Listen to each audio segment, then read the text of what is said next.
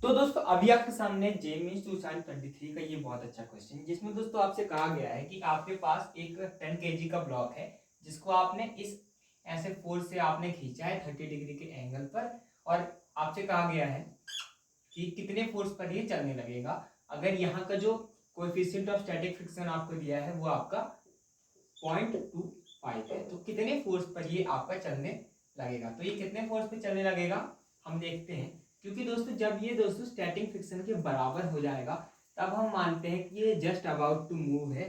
तो हमको वही फोर्स निकालना है, वही एफ की वैल्यू निकालनी है जिसकी वजह से ये जो है जस्ट अबाउट टू मूव हो जाएगा।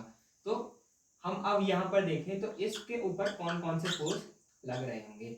ये हमारे पास ये 10 केजी का ब्लॉक है, ये 10 केजी का ब्लॉक है, तो यहाँ पर ये एफ लग रहा है 30 डिग्री पर। एफ से पहले और कौन से फोर्स लग रहे होंगे, यहाँ पे नीचे लग रहा होगा, नीचे दोस्तों आपका लग रहा होगा ग्रेविटेशनल फोर्स यानी कि 10 इंटू जी। ऊपर लग रहा होगा नॉर्मल रिएक्शन, पीछे लगेगा आपका फ्रिक्शन, पीछे लगेगा फ्रिक्शन। फ्रिक्शन आप जानते हैं क्या होता है, क्योंकि जस्ट अबाउट टू मूव का केस है तो हम लिमिटिंग फ्रिक्शन मान के चलते हैं कि जस्ट जो है चलने लगेगा तो फोर्स जो है आपका म्यू एन के बराबर हो जाएगा, क्योंकि जस्ट अबाउट टू केस है तो ये लिमिटिंग फ्रिक्शन सबसे जो ज्यादा फ्रिक्शन हो सकता है वो लगेगा। एफ जो है एफ यहाँ पर है तो हम इसको दो कंपोनेंट में तोड़ेंगे, क्योंकि ऐसे 30 डिग्री पे हम इसको कैसे भी सॉल्व नहीं कर पाएंगे। तो हम इसको ऐसे तोड़ेंगे तो ये नीचे आएगा, इसका एक कंपोनेंट आएगा, इसका एक इधर कंपोनेंट आएगा एफ कॉस 30, और इसको एक ऊपर परपेंडिकुलर तोड़ेंगे तो ऊपर एक कंपोनेंट आएगा एफ साइन 30। तो इधर आया एफ कॉस 30 और इधर आया आपका एफ साइन 30।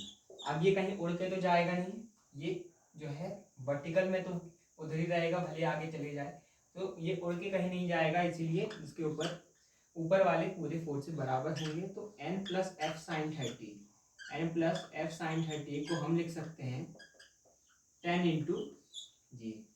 दोनों ऊपर नीचे के फोर्स हमने बराबर कर दिए और यहाँ से हम लिख सकते हैं, हम यहाँ से दोस्तों लिख सकते हैं F cos theta F cos 30 is equal to mu into N.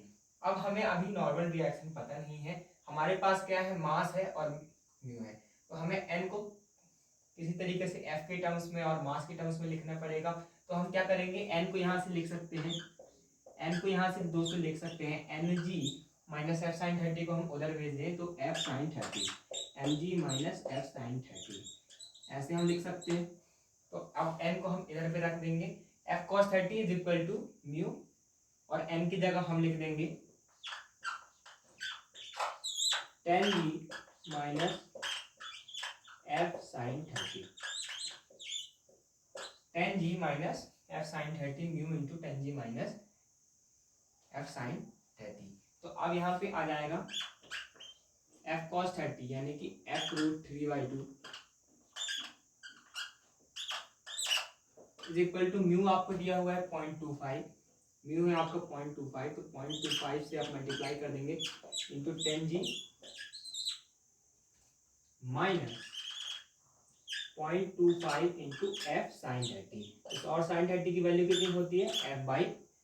तो अब आप f/2 0.3 f/2 को इधर ले आएंगे तो 0.3, ये आपका 0.25 f/2 का हम इधर ले आएंगे तो ये आपका हो जाएगा f/2 को हम कॉमन ले सकते हैं तो ये आपका हो जाएगा √3 माइनस 0.25, √3 माइनस 0.25 हो जाएगा, बचेगा 0.25 इंटू 10 जी। जी को हम दोस्तों 10 ले सकते हैं, यहाँ पर जी को 10 ले लेंगे तो यहाँ से ये आपका आ जाएगा 25, ये आपका आ जाएगा 25।